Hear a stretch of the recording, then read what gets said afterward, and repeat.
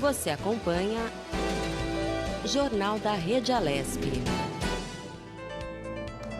E o Jornal da Rede Alesp está de volta. Seguimos com mais informações aqui do Legislativo Paulista, do Brasil e do mundo. O assunto agora aqui no Jornal da Rede Alesp é a Lei de Segurança Nacional. O meu entrevistado é o advogado criminalista Ricardo Martins. Doutor Ricardo Martins, é um prazer recebê-lo. Eu quero saber quando a situação deixa de ser uma ofensa para se tornar um crime, doutor? Bom dia, Fábio, tudo bem? É uma honra, uma satisfação participar do programa Alesp. Satisfação nossa. Então, Fábio, são complicada, eu prefiro olhar de em qual situação que se enquadraria numa lei de segurança nacional? Quando que uma conduta se enquadraria na lei de segurança nacional?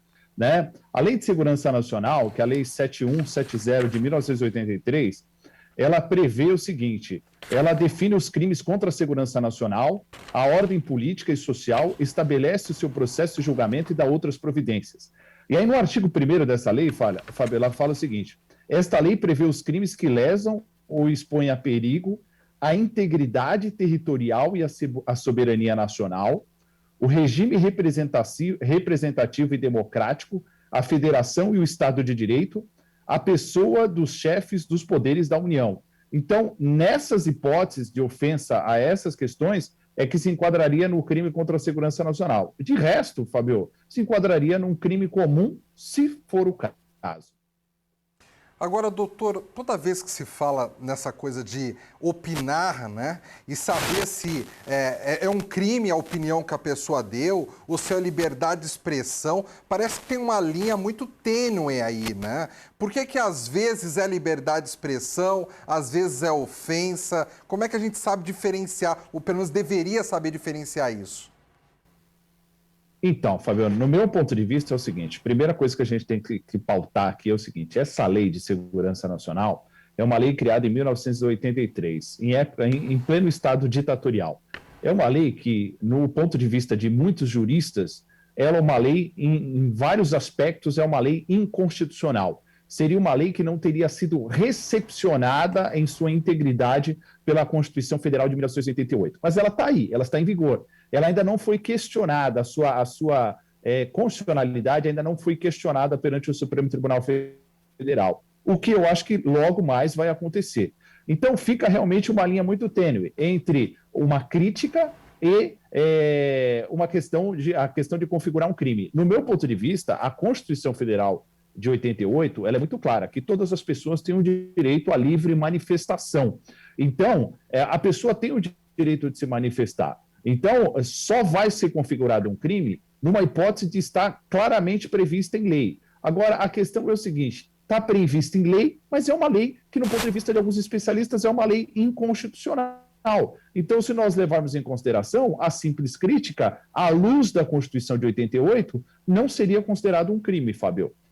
Doutor, eu vou fazer um entendimento aqui, o senhor me corrija se eu estiver errado, tá bem? Pelo que eu estou entendendo, a Constituição ela valoriza muito a liberdade de expressão de cada cidadão brasileiro. Então, assim, se esse cidadão deu uma opinião em relação a um governante, por exemplo, seja presidente, governador, prefeito, deputado, é a opinião dele sobre aquela pessoa. E isso não pode ser visto como um crime de segurança nacional, embora exista algo na lei que fale a respeito disso. Porque a liberdade de expressão é o que deve prevalecer. Seria mais ou menos isso? Exatamente isso, porque a Constituição é a lei maior, né? É a nossa carta social, nosso pacto social, ela está acima de qualquer lei federal. Então não adianta existir, não faz sentido a existência de uma lei que contrarie o próprio preceito constitucional. Então, uma simples crítica, um simples comentário a respeito da conduta de um governante, de um membro do Poder Judiciário, não pode, de forma alguma, ser considerado um crime. Até porque, se nós formos pensar dessa forma, Fabio, nós estaríamos vivendo no estado de exceção, no estado ditatorial, onde o Estado não seria passível de críticas. Eu não poderia criticar. O Estado poderia fazer o que ele quer e o que ele bem entende e nós seríamos obrigados a acatar. Eu não sei. Será que nós estamos vivendo no estado de exceção, no estado ditatorial? Porque se nós estivermos vivendo no estado ditatorial, Fabio, aí eu concordo com você que não existe crítica. Doutor Ricardo, agora, e difamação? A gente falou primeiro a respeito de segurança nacional. Difamação já seria um outro tipo de crime. No que a pessoa poderia ser enquadrada, na opinião dela, como difamação? Então, a difamação ela é diferente, ela não está prevista no artigo da Lei de Segurança Nacional, ela está prevista no artigo 139 do Código Penal, que ela diz o seguinte: difamar alguém imputando-lhe fato ofensivo à sua reputação, ok? Mas aí que tem uma pena de detenção de 3 meses a 1 ano. Seria, então, o fato de eu tentar denegrir a imagem de alguém, né, difamar essa pessoa, tentar expor a reputação dessa pessoa. Mas o parágrafo único desta lei, ela diz o seguinte: cabe exceção da verdade caso o ofendido seja funcionário público, entendeu, Fabio? Então, se ficar demonstrado que aquilo que aquele funcionário público está fazendo é realmente verdade, então ele não seria considerado difamado, até porque existe uma exceção legal que afastaria o crime caso a conduta seja praticada por um funcionário público, entendeu? Entendi. Agora, doutor, nós estamos falando de difamação, nós estamos falando de segurança nacional. Recentemente, semanas atrás, teve um youtuber que é bastante conhecido no Brasil, que ele acabou usando o termo genocida para se referir ao presidente da República. Isso se enquadra naquilo que a gente falou de opinião ou pelo significado da palavra genocida, e isso já é algo mais do que opinar, é algo difamatório, é algo que se comete algum tipo de crime? Então, se nós levarmos em consideração a Lei de Segurança Nacional, em tese, poderia configurar o crime. Agora, se nós levarmos em consideração o texto constitucional, no meu ponto de vista, o youtuber está amparado pela sua livre manifestação, pelo seu direito constitucional de se manifestar. Aí é uma questão de ponto de vista jurídico, entendeu, Fabio? Se eu levar em consideração uma lei de 1983, que foi aprovada na época da ditadura, eu vou levar em consideração que ele teria praticado um crime. Mas, à luz da Constituição, não tem como você visualizar isso como crime. Ele está se manifestando. E aí eu pergunto e já respondo, né? É genocida ou não é genocida? E o que ele quis dizer com esse termo genocida? Essa que é a questão. Foi uma crítica? Ele quis difamar o presidente? Ou é uma realidade do que está acontecendo? Essa é a questão, entendeu, Fabio? Doutor, uma outra curiosidade. A gente está falando aqui sobre esse assunto, acaba sendo um assunto realmente bastante polêmico, mas todos esses direitos que nós estamos falando, que são direitos do cidadão brasileiro, que está lá na Constituição, liberdade de expressão, opinião, quando essa opinião, ela parte de um político, por exemplo, em relação a um outro político, ou de um poder em relação ao outro poder, as regras são as mesmas ou aí a coisa já muda? A coisa já muda até porque, Fabio, o deputado federal, por exemplo, ele tem o direito à sua imunidade. Então, ele pode falar, né, o que ele entende referente às questões ligadas ao exercício da sua função, né? Me parece que nós tivemos um caso um pouco diferente do que aquele foi o caso do deputado que foi preso, né, por determinação do Alexandre de Moraes, porque parece que ele extrapola um pouco da sua imunidade, entendeu? Parece que foi até isso que foi questionado, entendeu, Fabio? Que ele não estaria protegido pela imunidade, porque aí teria um fato um pouco a mais, porque cairia no artigo 18 da Lei de Segurança Nacional, porque seria tentar impedir, com emprego de violência ou grave ameaça, o livre exercício de qualquer dos poderes da União ou dos Estados. Então, eu acho que é uma situação bem diferente do Felipe Neto. O Felipe Neto ele fez uma crítica em momento algum ele quis impedir ou ele ameaçou ameaçou o presidente ou ameaçou ministros ou qualquer integrante do poder legislativo, executivo. Ele fez apenas uma crítica, é uma situação totalmente diferente, no meu ponto de vista, do deputado que foi preso, entendeu, Fábio? Doutor Ricardo, nós estamos então falando aqui da declaração que o youtuber Felipe Neto deu semanas atrás e também lembramos aqui o deputado Daniel Silveira, deputado federal Daniel Silveira, que acabou também opinando e passando os limites, chegou até a ser preso. Agora, esse tipo de coisa, na hora de se analisar, por exemplo, se é um crime, se não é, isso é de competência de quem? Quem realmente tem competência para avaliar se a atitude do youtuber foi correta ou não, se a atitude do deputado federal foi correta ou não? Então, na minha opinião, tem muito questionamento aí, Fábio. A questão é a seguinte, vamos lá, pelo caso do Felipe Neto. No caso do Felipe Neto, a situação é um pouco diferente. Parece que foi instaurada uma investigação policial, né? Foi lavrado um boletim de ocorrência e teria sido dado início a uma investigação por parte de um delegado da Polícia Civil, o que não seria de competência da Polícia Civil. Porque ali, um caso de um crime contra a honra do presidente da República, nós dependeríamos de uma requisição do ministro da Justiça, coisa que não aconteceu, porque quem foi registrar esse boletim de ocorrência, segundo consta, foi o filho do presidente. Ele procurou um delegado de polícia numa determinada delegacia e registrou esse boletim de ocorrência. Então, ele seria a parte ilegítima para registrar essa ocorrência. E pior ainda, nem a Polícia Civil seria competente para investigar esse tipo de crime. Até porque os crimes de competência da Lei de Segurança Nacional, Fabio, eles seriam de competência da Justiça, da Polícia Federal, né, a investigação, e depois o julgamento pela Justiça Federal. Então, começou tudo errado ali, Fábio, no meu ponto de vista, tá? Não pode acontecer. Agora foi remetido lá para a Justiça, para a Polícia Federal, mas eu acho que continua com um vício, que seria a questão da requisição do ministro da Justiça, o que não aconteceu no caso concreto, entendeu, Fábio? Agora, novamente, vamos falar de uma outra declaração do mesmo youtuber, o Felipe Neto, que ele declarou aí recentemente que o novo ministro da Saúde, né, o Marcelo Queiroga, ele chamou esse ministro da Saúde de fantoche. Nós estamos ainda batendo na mesma tecla? Ele continua realmente simplesmente dando a opinião dele? Claramente, Fábio, na minha opinião, não tem nem discussão. A opinião dele, clara, direito à livre manifestação. Se o fato de genocida, na minha opinião, já não configura nenhum tipo de crime, o fato de chamar de fantoche, menos ainda. O Felipe Neto ele está no direito, não de youtuber, ele está no direito de cidadão brasileiro. Qualquer cidadão brasileiro tem o direito de fazer crítica. É assim que funciona num Estado democrático de direito, num país civilizado, onde as pessoas têm o direito à livre manifestação. É assim que deve funcionar. Uma pessoa que está à frente de uma gestão pública, ou até mesmo da gestão privada, elas têm que estar abertas a críticas. Uma pessoa que não está aberta a críticas, ela nunca evolui, Fábio. A crítica faz parte da democracia. A crítica é importante até para a própria manutenção da democracia, Fábio.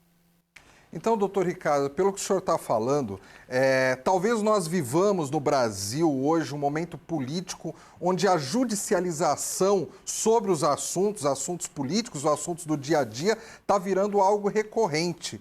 E pelo que o senhor está falando, me corrija se eu estiver errado, se eu estiver interpretando errado o que o senhor está falando, isso até é uma ameaça à democracia. Se todas as opiniões agora que as pessoas forem dar, acabarem indo parar na justiça, é isso?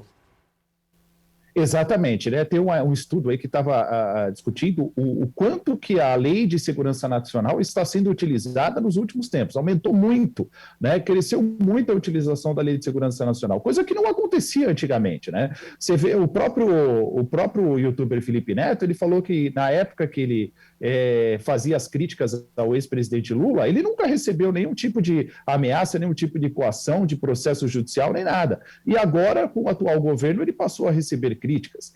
A questão que fica é o seguinte, Fábio, eu falo isso na qualidade de advogado criminalista militante.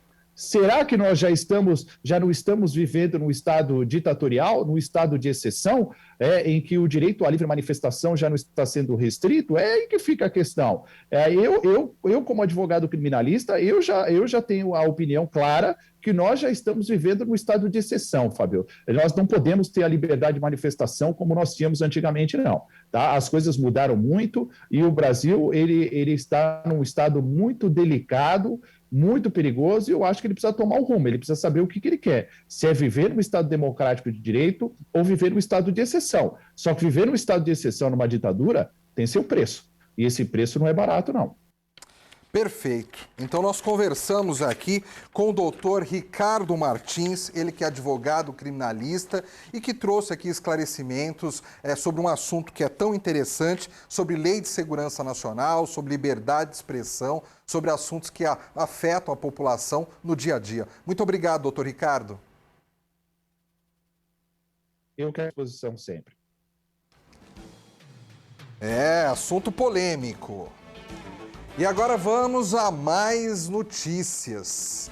O presidente da Invest São Paulo, Wilson Mello, se reuniu virtualmente com deputados da Frente Parlamentar Pró-Vacina para falar sobre a aquisição de imunizantes para o estado de São Paulo e outras regiões do país. Acompanhe mais informações sobre o encontro. Ato solene convocado pelo deputado Vinícius Camarinha, do PSB, recebe em ambiente virtual o presidente da Invest SP, Agência Paulista de Promoção de Investimentos e Competitividade, Wilson Mello.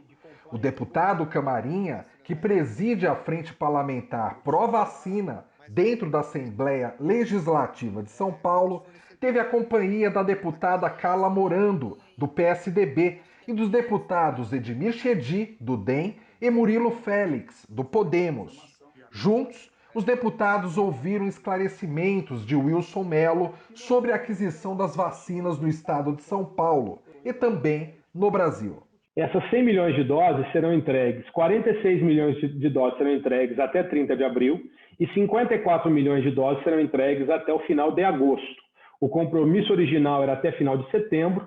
O Butantan, trabalhando 24 horas por dia, 7 dias por semana, por orientação e determinação do governador João Dória, nós vamos conseguir antecipar de 30 de setembro para 30 de agosto 54 milhões. Somando esses dois lotes, grandes lotes, nós teremos assim cumprido a nossa obrigação contratual e o nosso compromisso com o Ministério da Saúde, 100 milhões de doses. Depois desse prazo, e aí que fica o ponto importante para que todos aqui tenham conhecimento, o Estado de São Paulo colocou um pedido de 30 milhões de doses exclusivamente para a população de São Paulo. Então, assim que o Butantan terminar de cumprir a sua obrigação e o seu compromisso com o Programa Nacional de Imunização, ele vai se dedicar a uma produção exclusiva para São Paulo, 30 milhões de doses. Isso já está contratado e já está no planejamento do Butantan.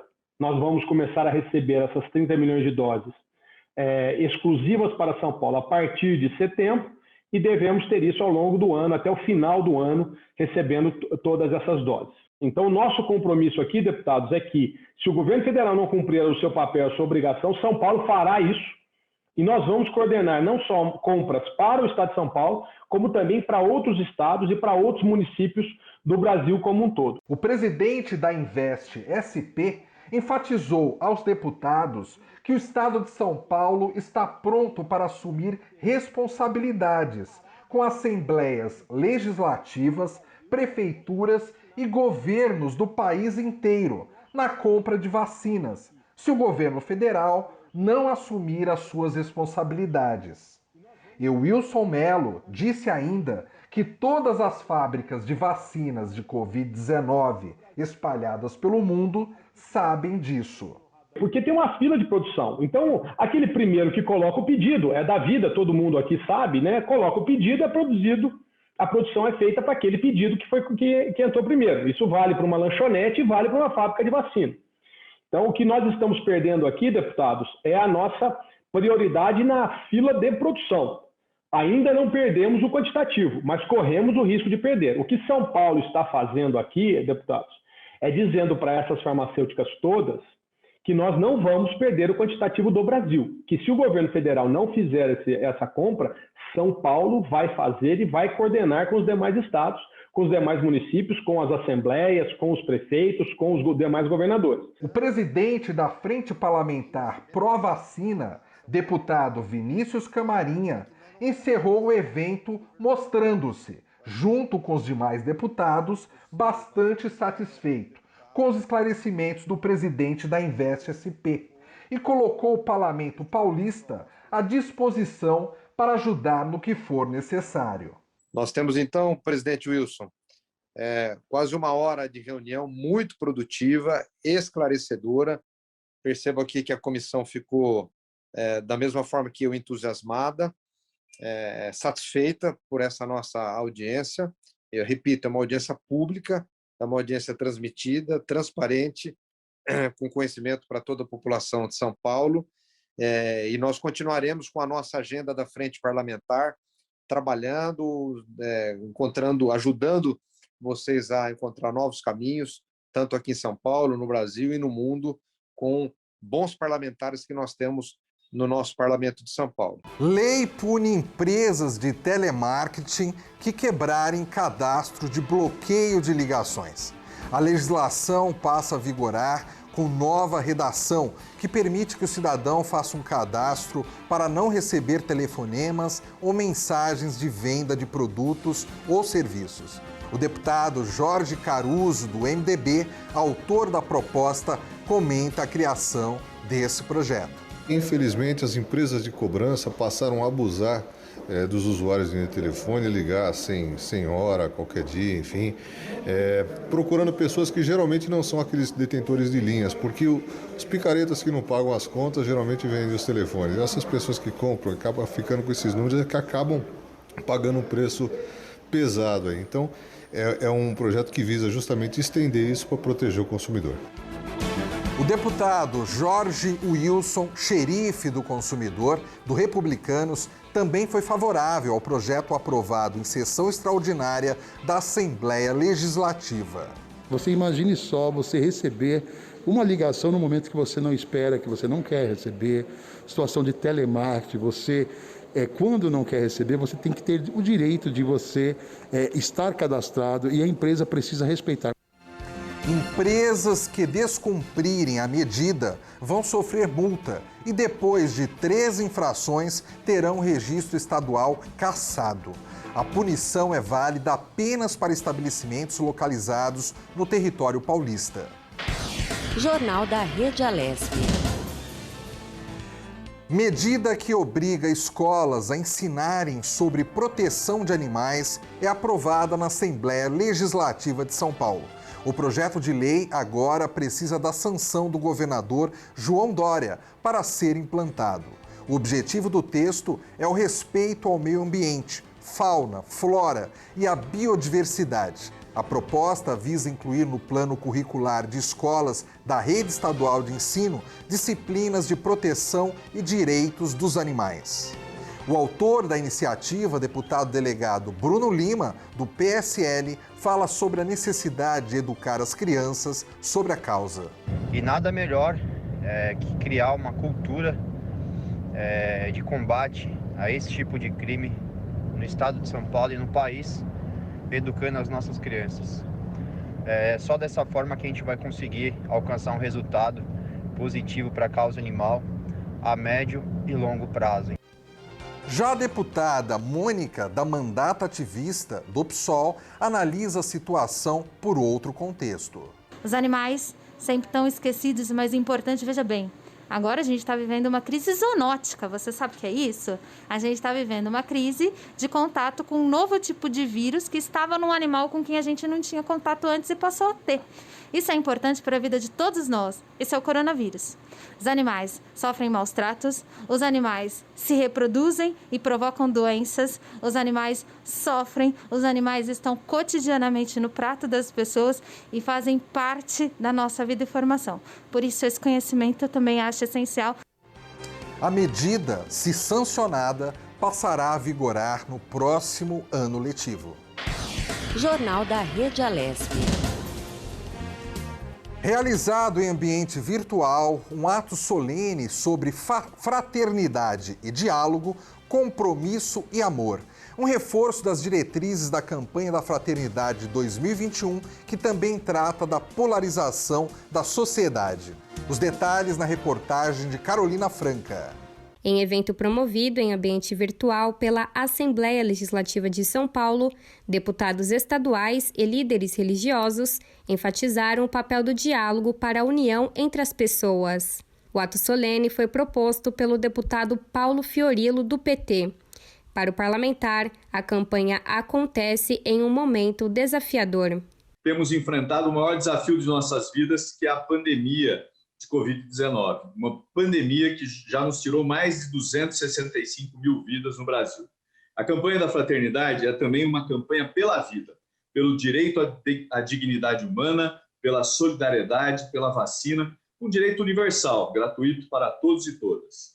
Esses são os nossos desafios ressignificados na campanha da fraternidade ecumênica de 2021. Arcebispo de São Paulo, Dom Odilo Scherrer, reforçou que o tema é propício devido à polarização atual.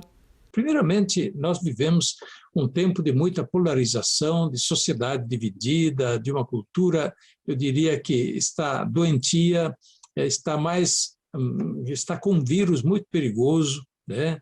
Um vírus muito perigoso contra o qual não existe uma vacina do Butantan, mas existe claramente a vacina, né, do diálogo, da busca perseverante, da busca muito lúcida, do diálogo, sim, diálogo paciente, diálogo perseverante, para que se possa chegar a superar eu diria, essa divisão, essa polarização que marca não somente a vida política, mas marca, no fim, também a vida social, a vida até das famílias, a vida cultural, e marca o interior das nossas próprias igrejas. É inútil dizer que não, porque de fato assim acontece. Coordenadora da Frente Parlamentar pela Liberdade Religiosa, a deputada doutora Damares Moura, do PSDB, destacou que é preciso cultivar a tolerância. Certamente este ato é parte de um esforço que talvez nunca tenha sido tão urgente e tão solene quanto os esforços que estão sendo feitos neste momento, em que nós enfrentamos a maior crise emergencial de saúde pública dos últimos 100 anos. E é um momento tão especial e tão adequado para nós exercermos a fraternidade, exercermos a solidariedade, exercermos a tolerância, exercermos o respeito de uns para com os outros, seja em que espaço de convivência humana for, né? Tolerância nas relações políticas, tolerância nas relações entre religiosos. Realizada todos os anos no tempo da Quaresma, período de 40 dias que antecede a Páscoa, a campanha da fraternidade é resultado da parceria entre igrejas cristãs. O deputado Marcos Damasio, do PL, esteve na cidade de Suzano para firmar por mais um ano a parceria com autoridades locais para a melhoria dos setores de saúde e infraestrutura, com destaque para o recapeamento de vias. O parlamentar destacou que está iniciando uma série de visitas aos prefeitos de várias cidades para colocar o seu mandato à disposição para melhorias em todo o estado. O deputado Marcos Damasio ressaltou que, conhecendo de perto as demandas e fortalecendo esse vínculo, consegue ser mais eficiente na destinação de recursos e intermediação de soluções para os problemas dos municípios. Jornal da Rede Alesp. A deputada Letícia Aguiar, do PSL, visitou cidades da Baixada Santista e na cidade de Praia Grande, entregou uma emenda no valor de R$100 mil para a área de saúde do município. Após a entrega, visitou o Centro Integrado de Controle e Operações Especiais de Praia Grande. O monitoramento urbano de Praia Grande é considerado pioneiro e um dos maiores do Brasil, já que trabalha 24 horas por dia e tem mais de 2.800 câmeras espalhadas pela cidade. A parlamentar disse que vai levar essa informação ao plenário para que seja usada como referência para as demais polícias municipais. Jornal da Rede Alesp. A nova cepa da Covid-19, identificada aqui no Brasil, coloca nosso país como um risco diante do cenário mundial. Mais transmissão e mais transmissível e mais potente, a mutação do vírus gera preocupação cada vez maior entre os especialistas. O Guga Mendonça entrevistou o médico cardiologista Daniel Petlik sobre as consequências dessa nova variante. Vamos acompanhar. Temos aí uma entrevista especial. Vamos falar aí sobre a nova cepa do coronavírus, esse momento difícil que nós vivemos, e a Rede Alesp aí prestando serviço, trazendo informação para você que nos acompanha no jornal de hoje. E o meu convidado é o médico cardiologista Dr. Daniel Petlik. Seja muito bem-vindo mais uma vez aqui à Rede Alesp. Obrigado por ter aceito o nosso convite, doutor. Tudo bem? Tudo bem, bom dia a todos. Obrigado pelo convite, Gustavo. Espero que seja uma entrevista enriquecedora para todos nós, né, com muita informação, que acho que é o que todos nós precisamos nesse momento. Pois é, doutor. Esse momento é importante a gente trazer para o nosso telespectador as informações. A gente sabe da dificuldade que vocês, profissionais da saúde, têm vivido aí nos últimos 2 meses, mas ela vem, né, aumentando, e às vezes eu acho que vocês aí que têm experiência no dia a dia tem muito ao que passar à população, né, para que a população tome os cuidados. Você veja, estamos num feriado em São Paulo, um feriado antecipado, que faz com que as pessoas, nós esperamos, estejam em casa, se cuidando, se prevenindo, né, doutor? Então vamos começar o programa falando exatamente disso, começando essa entrevista especial dentro do Jornal da Rede Alesp, falando aí da importância das pessoas estarem em casa, se preservando, já que a Prefeitura de São Paulo, nós falamos da cidade de São Paulo, mas muitos municípios também aderiram a esse feriado. A Baixada Santista também decretou um lockdown para evitar que as pessoas que estão de folga vão à Baixada Santista. Então, é importante, doutor, a gente começar com essa conscientização. Por que ficar em casa, doutor? Excelente pergunta, Gustavo. Lembra que há um ano, quando começou a pandemia, muito se falava nas restrições, né, nos lockdowns, etc., que o grande objetivo desse tipo de medida era achatar a curva, né, para que o sistema de saúde não colapsasse. Pois bem, passou-se um ano e estamos nós aqui com o sistema de saúde em colapso, né? E a partir desse momento, realmente nós não temos outra alternativa que não seja aumentar as restrições para que as pessoas realmente não saiam de casa, claro, para quem pode, né? E com isso a gente diminua o contágio para desafogar um pouquinho nossos serviços de saúde que estão em franco colapso, com até falta de insumos, inclusive para intubação, entre outros. Então, é a medida neste momento que deve ser feita para evitar, para diminuir o número de pessoas contagiadas, né? A gente está em franca aceleração de transmissão. Então, isso precisa acabar, isso precisa diminuir, para que aí sim as vacinas ao mesmo tempo cheguem com mais força e a gente consiga sair desse redemoinho, desse tsunami, para poder dar outros passos em relação a uma vida como era antes, né? Doutor Daniel, sempre gera uma dúvida nas pessoas, né? O isolamento social, como você explicou, é importante para que o sistema de saúde, né, ele saia de um possível colapso, que nós podemos a qualquer momento estar nesse colapso, com falta de oxigênio, com falta de insumos, né, medicamentos aí para sedação, até respiradores, apesar, se eu não me engano, isso a gente vê muito, que o governo fez muito investimento em respirador. Eu acho que o problema é mais, né, nos insumos. E então hoje a pessoa se vê em casa, mas de repente tem as questões sociais, desempregadas e tudo mais, mas é um feriado, né? Então, eu gostaria de ressaltar essa importância da pessoa ficar em casa.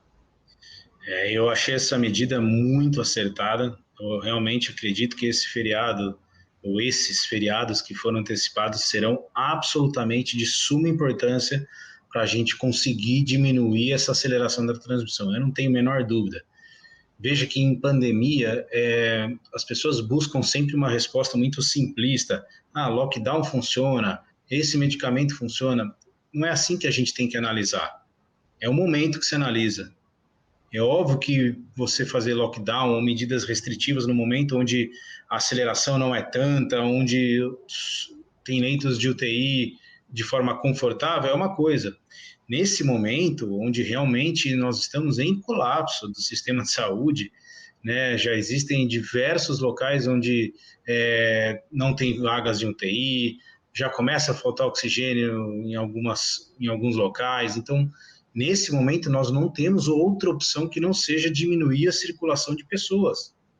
Né? E aí sim entra uma decisão que, ao meu ver, muito acertada nesse momento, que é o feriado. Que pronto, a gente vai ter alguns dias aí, 7 a 10 dias de realmente, a gente espera que as pessoas contribuam para que não saiam de casa e com isso a gente diminua os índices de contágio, que são muito acelerados, chega a 70, 90 mil pessoas por dia de resultado positivo, isso é surreal, né? Se a gente pensar que 1% delas precisarão de suporte hospitalar, 0,5% delas, dá 4 mil pessoas vão precisar de UTI, fica muito difícil. Então, nesse momento, as pessoas precisam compreender que realmente, neste momento, aí não é uma questão de o lockdown funciona ou não funciona, faz ou não faz, eu estou analisando o momento de agora. Se tivesse feito antes, não vamos ser engenheiro de obra pronta, vamos falar o que está acontecendo agora. Agora as pessoas precisam, a gente precisa mitigar a doença, precisa diminuir o contágio, não há outra solução que não seja as pessoas não tendo contato umas com as outras. Ponto. Agora, doutor, essa cepa tem se mostrado extremamente mais transmissível, não sei se vocês aí já têm análise de quanto ela é mais transmissível, mas é importante que o senhor fale para o nosso telespectador um pouco do que vocês aí que estão no dia a dia, né? O senhor também está no dia a dia no tratamento desses pacientes no hospital que o senhor trabalha e no consultório e tudo mais. Então, eu gostaria de saber os sinais que chamam a atenção e também a questão da transmissão, que parece bem maior. Eu te dou exemplo de amigos, por exemplo, na primeira onda, que uma pessoa da família pegou e as outras todas não pegaram, tomaram cuidado. Já nessa segunda onda, uma pessoa pegou, a família inteira acabou se contaminando. Isso é perceptível, não é em um, em dois, são em vários casos, e isso me chamou muita atenção. É exatamente isso que nós estamos vendo. Os estudos já mostraram que essa cepa chamada P1, né, chega a ser 2,5 vezes mais transmissível que as outras. Então, você imagina que as outras, se você precisasse ficar num ambiente com uma pessoa por 10, 15 minutos para se contaminar, essa aí, em 5 minutos, talvez você já esteja contaminado. Por isso que a gente vê famílias, inclusive, chega a ser devastadas, né? Morre um, morre outro, ou um está entubado, o outro está internado. Por conta disso, ela é mais transmissível. Quanto à letalidade e gravidade, ainda nós não temos essa confirmação.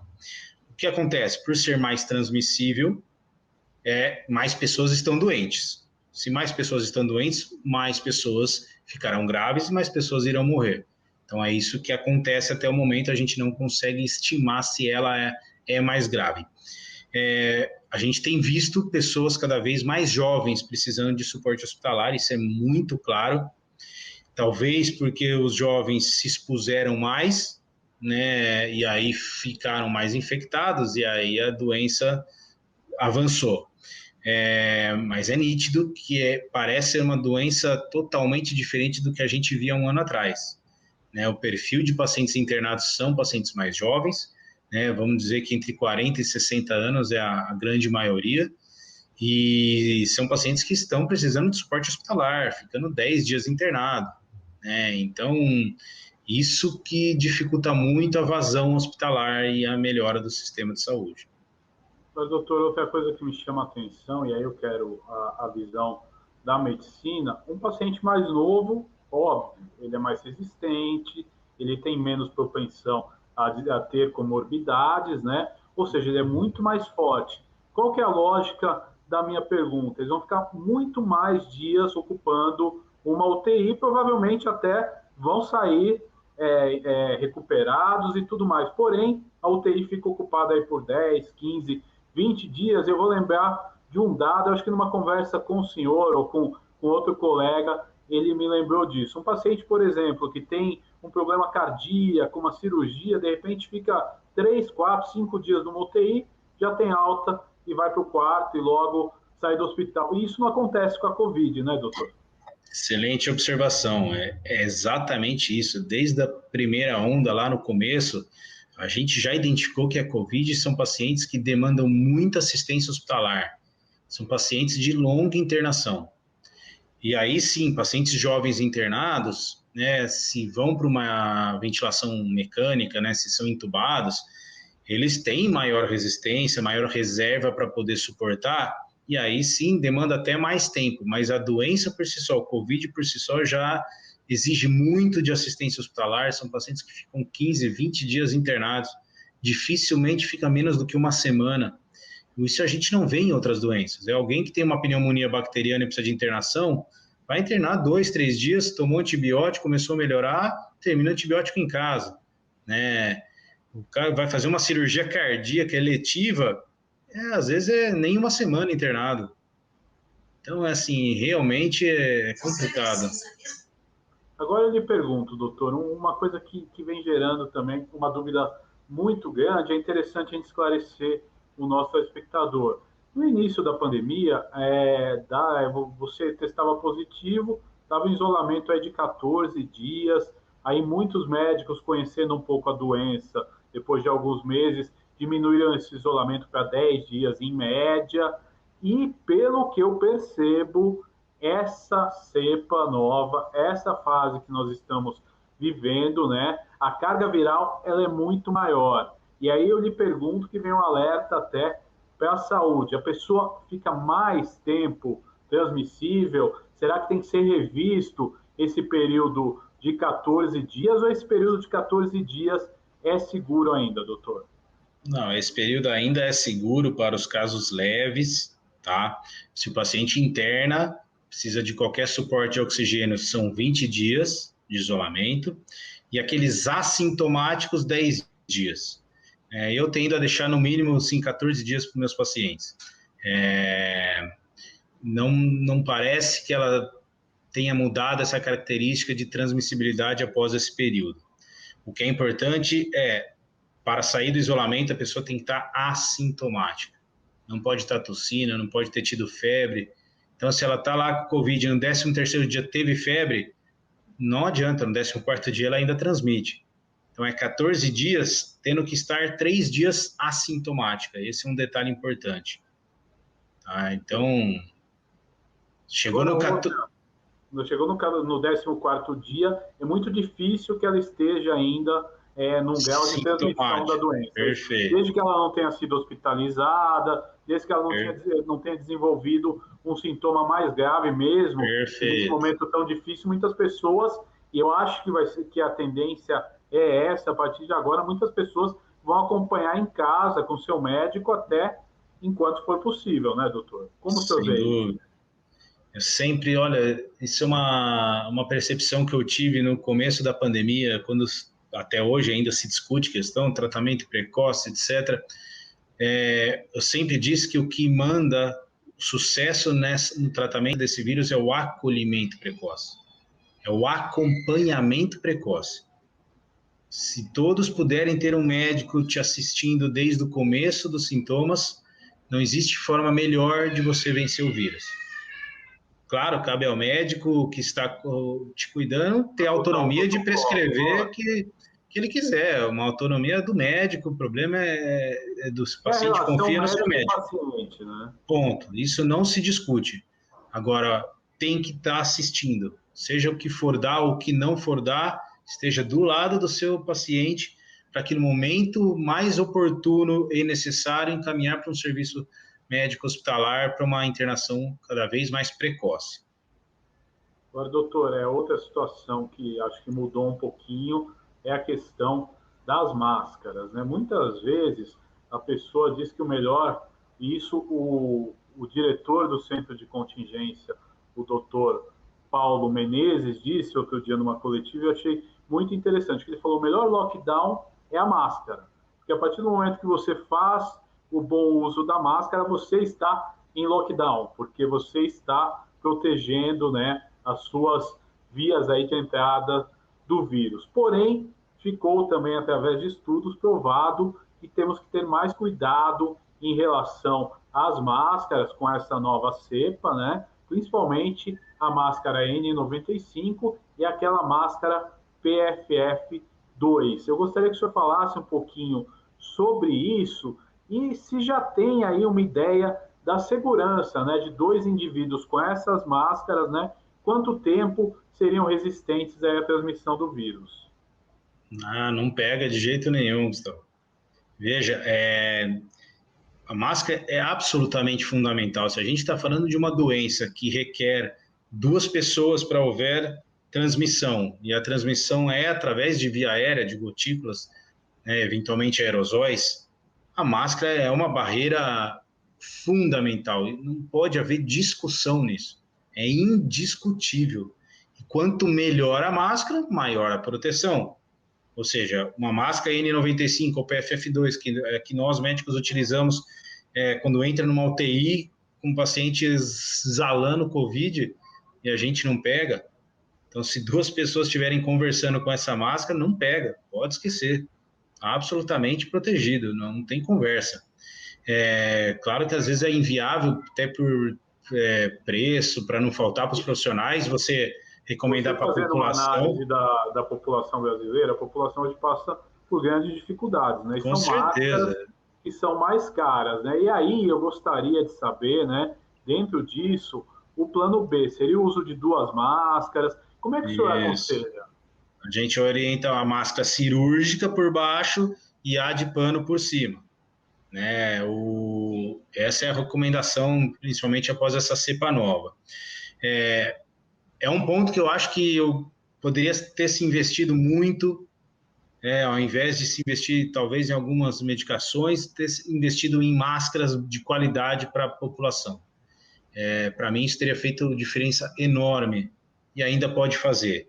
Então, sempre que alguém tem uma condição de ter uma máscara melhor, compre em locais de maior aglomeração, farmácia, supermercado, uma reunião em ambiente fechado. Claro que hoje não é o momento de ter isso, mas talvez em breve isso vai voltar a existir. Essas máscaras serão de fundamental importância, né? Quanto melhor a máscara, PFF2 ou N95, mais protegido você estará. Agora, doutor, outra coisa, né, que a gente vai conhecendo a doença, né, com o tempo. E ficou provado através de estudos que a transmissão via superfície, ela pode ocorrer, mas ela é muito rara, né, doutor?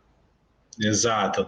No começo, né, a gente não conhecia, a gente sabia que o vírus poderia ficar algumas horas em algumas superfícies, etc., mas a gente já sabe que a transmissão nesse tipo de situação não é o grande fator predisponente, o grande fator perpetuador da pandemia. É sim pessoa para pessoa, principalmente os pequenos encontros em domicílios, no escritório, num restaurante mais fechado. Principalmente são esses os principais focos de transmissão. Você pode perguntar para todas as pessoas que você conhece, pode ver que 70% foi transmitida, foi contaminada, foi infectada nesse tipo de situação. Encontro com um casal, ou 2 casais, ou familiar, só um encontrinho, mas é isso que está acontecendo. Infelizmente, a gente teve que dar um passo atrás, parar com esses encontros até que venha a vacina, até que os hospitais fiquem um pouco mais aliviados. Doutor, nos hospitais, o senhor tem se deparado com alguns casos aí, ou de colegas, porque a gente sabe que os profissionais de saúde foram os primeiros, né? Muito justo isso, foram os primeiros a ser vacinados, ou idosos que tomaram a vacina e mesmo assim precisam de internação? Tem melhorado o cenário em relação a isso? Como é que é essa pequena experiência que o senhor tem? Porque a gente não pode falar muito, porque afinal começamos a vacinar em menos aí de 60 dias, então não dá para ter uma base, sim, algumas experiências, né?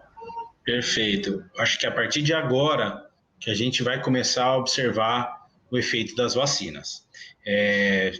Sei de alguns casos de pessoas que tomaram já, por exemplo, a segunda dose e foram internadas, mas nenhum que eu saiba com a segunda dose em tempo hábil, ou seja, após 3 semanas da segunda dose.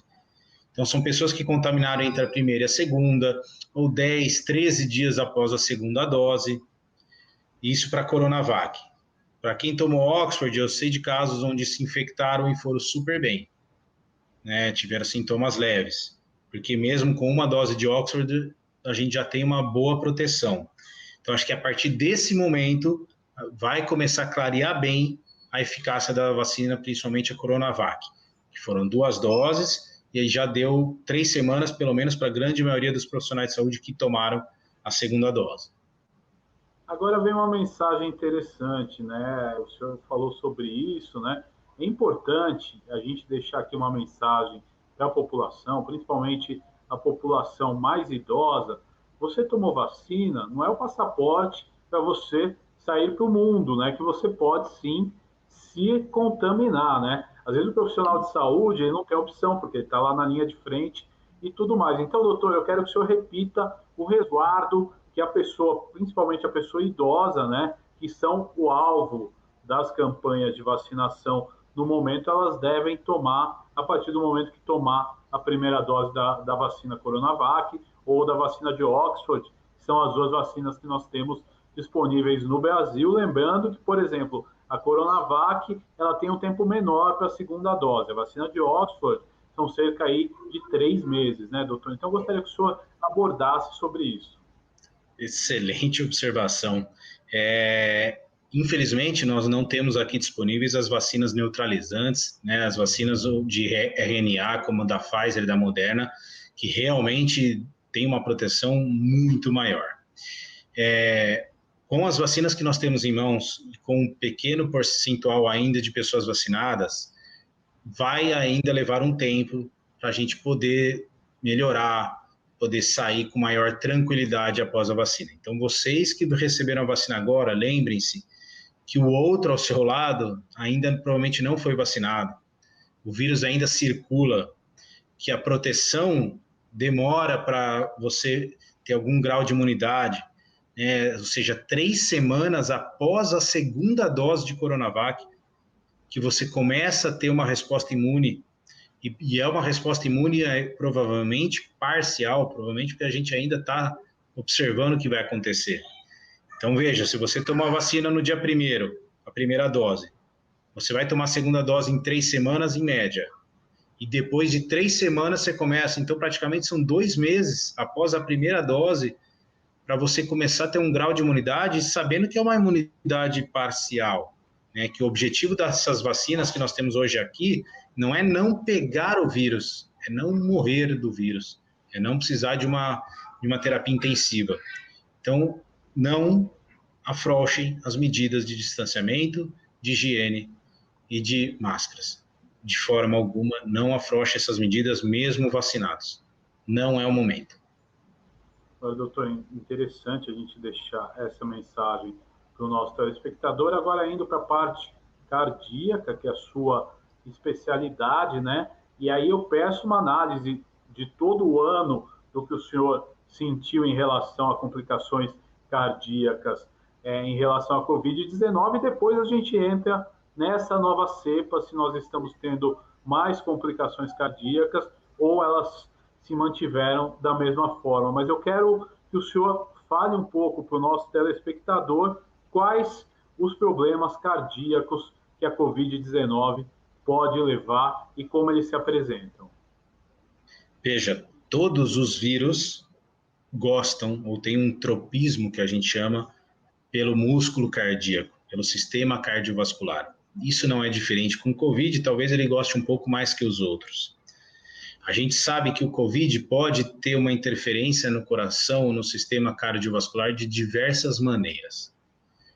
Uma delas é predispondo ao infarto. Então, por exemplo, ele pode amolecer aquelas placas de gordura, facilitar com que essas placas de gordura se rompam e predisponham ao infarto, tanto durante o episódio que o paciente está infectado, quanto no pós-COVID. Então, esse é um primeiro ponto de acometimento. Segundo ponto é o que a gente chama de miocardite ou pericardite, ou seja, a miocardite é uma inflamação do músculo cardíaco pelo vírus, e a pericardite é uma inflamação do saco pericárdico, ou seja, uma camada que envolve o coração. Elas ficam inflamadas pela presença do vírus, e isso pode gerar falta de ar, dor no peito. Arritmias é um outro tipo de manifestação cardiológica que o vírus também pode desencadear. Então, o coração começa a bater mais acelerado ou menos acelerado, pode bater um pouquinho de forma irregular. Então, existem vários tipos de manifestações que podem ocorrer num paciente infectado por COVID, tanto durante a infecção quanto no pós-COVID. E isso a gente não vê grandes diferenças dessas cepas, tá?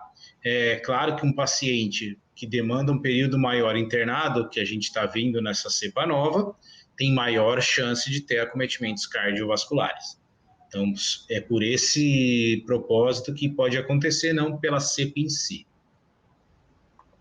Doutor, eu gostaria agora de perguntar também, o senhor falou que a questão cardiológica, né, não mudou muito, então, de uma cepa para outra, mas eu lhe pergunto, quais os cuidados que quem testa positivo para a Covid-19 deve ter em relação ao coração? E aí eu pergunto, às vezes a pessoa é sadia, está com check-up em dia, nunca teve um problema cardíaco, mas isso também não é sinal que ela não possa desenvolver uma complicação cardíaca. Eu estou certo nesse raciocínio? Perfeito. Tá? A gente, como eu falei, a gente observa alguns acometimentos cardiológicos, mesmo naqueles pacientes com COVID leve e até assintomáticos. Então, a minha recomendação é, teve COVID, procure seu médico de confiança, seja um clínico geral ou até um cardiologista, para fazer uma avaliação pós-COVID. Essa avaliação deve incluir, no mínimo, um eletrocardiograma e um ecocardiograma, que é um ultrassom do coração, que vai me dar informações sobre o músculo cardíaco, sobre o pericárdio. O eletro vai me informar em relação a risco de arritmias. Se é um paciente que faz uma atividade física, né, até com uma intensidade maior, a gente também recomenda um teste ergométrico pós-COVID. Com isso, a gente cerca qualquer possibilidade de um evento súbito não esperado, que é o que a gente quer evitar. Agora, doutora, já estamos indo para os momentos finais dessa entrevista especial no Jornal da Rede Alesp de hoje. Eu gostaria que o senhor falasse a questão de quem faz atividade física. O senhor abordou, testou positivo, ele para de fazer atividade, mesmo que esteja assintomático, e ele volta quando? Só após o check-up? Então vamos lá, pacientes assintomáticos ou COVID leve devem permanecer 14 dias longe das atividades físicas, ou seja, 14 dias, só pode voltar após 14 dias sem sintomas. Então, digamos que ele teve sintoma até o 5º dia de COVID, depois não teve mais.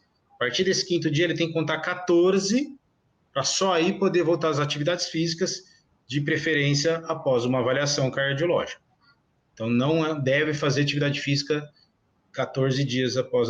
Se é assintomático, conta 14 dias após o PCR positivo, e aí sim ele vai poder voltar às suas atividades de forma escalonada, aumentando a sua intensidade gradualmente e observando qualquer tipo de manifestação de sintomas que ele não apresenta normalmente. Então, dores no peito, palpitações ou arritmias, tontura, mal-estar, sensação de desmaio, sensação de vontade de vômito, né, náuseas ou vômitos. Então, tudo isso tem que ser observado e aí, claro, se tiver algum desses sintomas, pare imediatamente e procure um especialista. Doutor Daniel Petric, eu quero agradecer muito a tua participação nesse jornal da Rede Alesp de hoje. Eu quero que o senhor deixe aí uma mensagem final para o nosso telespectador, sempre aí de utilidade pública e prestação de serviço para quem nos acompanha, doutor. Obrigado pelo convite. Eu sempre gosto de ver o copo meio cheio, tá? Eu sei que é um assunto difícil, que as pessoas estão sofrendo, mas vamos olhar um pouco o que nós temos hoje que não tínhamos há um ano atrás, né? Hoje nós já temos as vacinas e já estão sendo administradas. Hoje nós, médicos, sabemos muito mais com quem nós estamos lidando, né? Então sabemos quando e quais medicações usar, né? Sabemos como é o vírus, como o vírus se comporta. Então, ou seja, apesar de o sistema de saúde hoje estar com maior dificuldade pelo número de pessoas infectadas, a gente sabe tratar melhor o vírus e as vacinas já estão aí. Eu tenho certeza que muito em breve isso vai passar e todos nós teremos os contatos com aquelas pessoas que a gente mais gosta, tá? Nesse momento, muita atenção e se cuidem. Muito obrigado, doutor. Esta foi a entrevista especial do Jornal da Rede Alesp de hoje. Voltamos para os estúdios da Rede Alesp com você, Fábio. Até mais. O Jornal da Rede Alesp fica por aqui. Amanhã, terça-feira, 30 de março, ainda está valendo o feriado antecipado, decretado pela Prefeitura de São Paulo. Continua não sendo dia útil e não haverá comércio. Apenas devem funcionar serviços essenciais. Voltamos amanhã. Obrigado pela sua audiência. Até lá.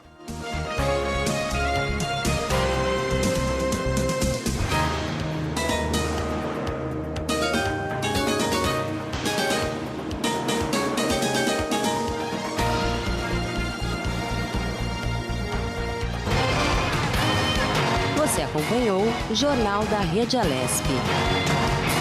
Tudo sobre o Legislativo do Estado de São Paulo.